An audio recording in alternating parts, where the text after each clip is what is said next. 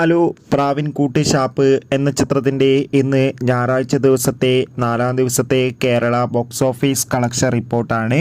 വീഡിയോയിലേക്ക് മുൻപ് video like ചെയ്യുക, ചാനൽ സബ്സ്ക്രൈബ് ചെയ്യുക. ജനുവരി മാസം ഇനി ധാരാളം ചിത്രങ്ങൾ അങ്ങോട്ട് OTT റിലീസ് ചെയ്യും.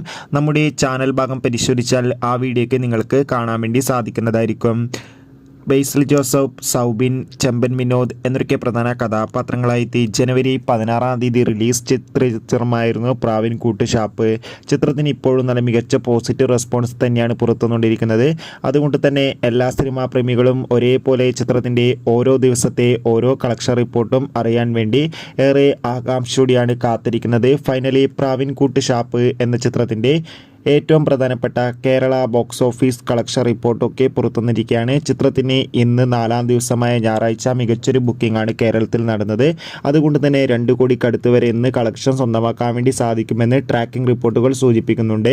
കാത്തിരിക്കാം പ്രാവിൻകൂട്ട് ഷാപ്പ് എന്ന ചിത്രത്തിൻ്റെ കൂടുതൽ ബോക്സ് ഓഫീസ് കളക്ഷൻ റിപ്പോർട്ടിനായി. ചിത്രം കണ്ടവരുടെ അഭിപ്രായം കമൻറ്റ് ചെയ്യാൻ വേണ്ടി ശ്രമിക്കുക. കൂടുതൽ സിനിമാ വാർത്തകൾ പെട്ടെന്ന് ലഭിക്കാൻ ചാനൽ ഇപ്പോൾ തന്നെ സബ്സ്ക്രൈബ് ചെയ്യുക. ബൈ.